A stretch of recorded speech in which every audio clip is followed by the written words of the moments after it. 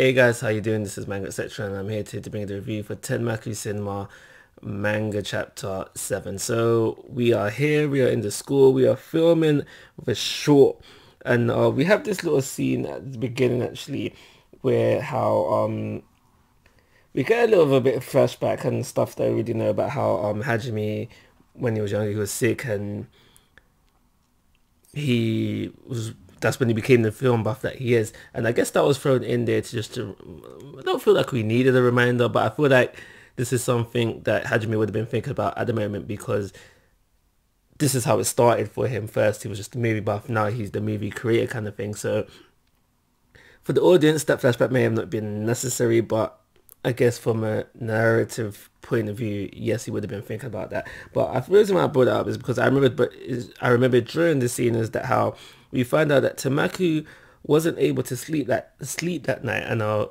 if that's going to lead to something deeper on later on the lines, I don't know, but I feel like it should do because it was thrown in there. But within this chapter, and I didn't realize we got 7 chapters in deep before we actually learned the names of the other people within the club, and we find out basically what their jobs are going to be, to what they're going to do while they're in there. I feel like as we go along down the lines, there's going to be more people added to the crew, because like I've said previously, at the end of the day, I feel like this series is going to go on the journey of making different smaller movies until they are good enough as the whole crew to make the thing. That's where I think we're heading. But for now, basically the other members of the club, and I suppose Hajime will probably have other jobs as things go on as well. They're basically working 2 jobs. One will be their main job, and one will be like as the other actors that need to, so they're filling 2 roles, or maybe multiple, definitely multiple roles. But yeah, I found it quite interesting that we got 7 chapters in deep before we actually learn their names. So we learn their names, we get know a little bit more about their characters and why essentially they're taking on the jobs they're taking on. Okay, fair enough.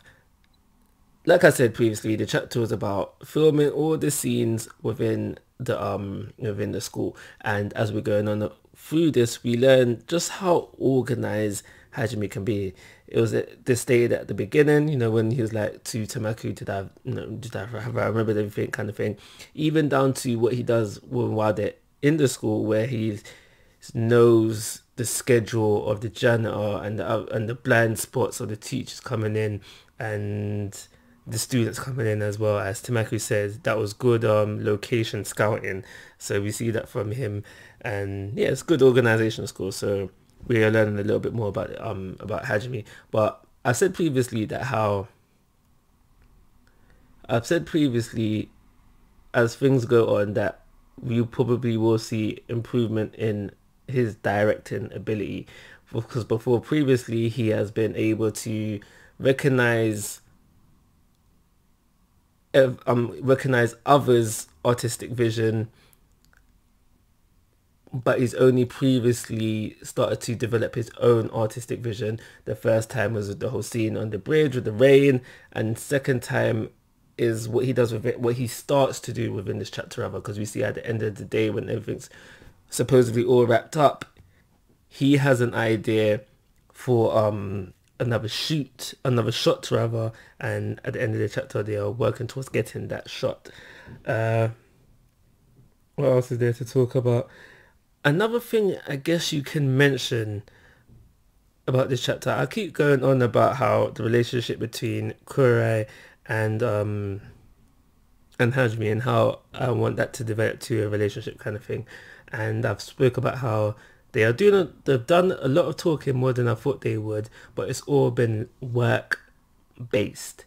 But I think today, within this chapter rather, was the first time you can argue on a personal level, because when everything's all wrapped up and done, there was like basically closing up shop for the day.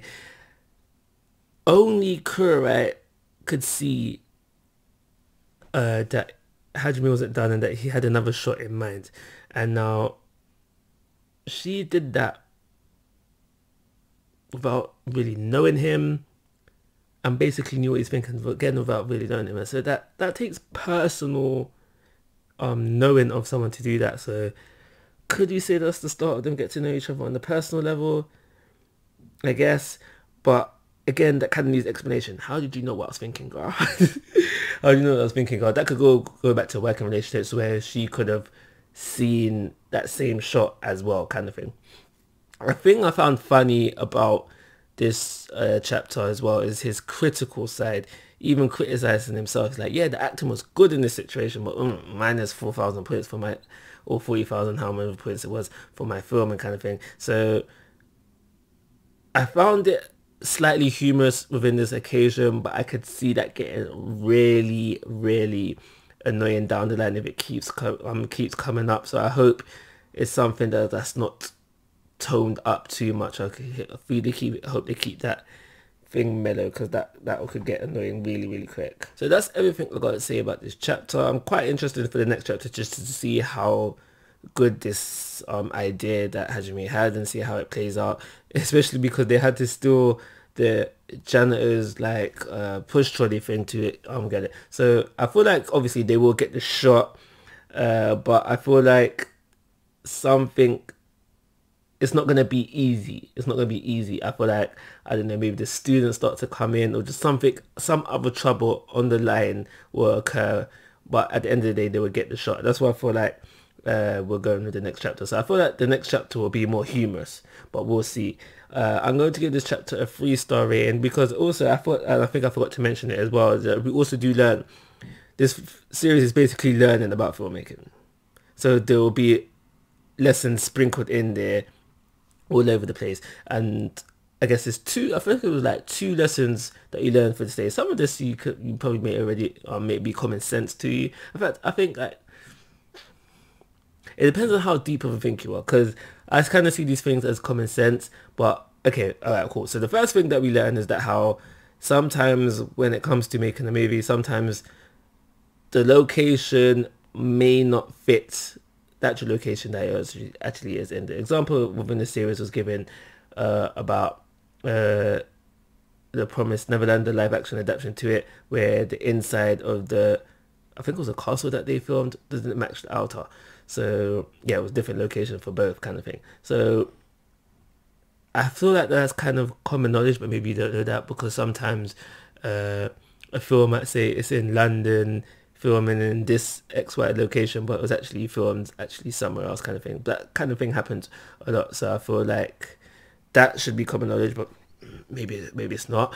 And there was another thing in there as well, where how audio can sometimes be mixed to somehow also trick the audience into thinking certain things. For example, how within the chapter they are filming at a school which is not by the ocean, but they mix in they are going to mix in ocean sounds to make it feel like that school is actually by the ocean, kind of thing. Those kind of things I kind of feel like slightly common sense, but maybe there's just something you overlook or really don't care about when you actually watch the movie itself. It might be more to the analytical eye. But yeah, that is everything I've got to say about the chapter. Just a reminder, 3-star rating. And like always, guys, I'm asking for your thoughts and opinions. If you haven't already, please go to my YouTube channel. But most importantly, take care. Have a nice day.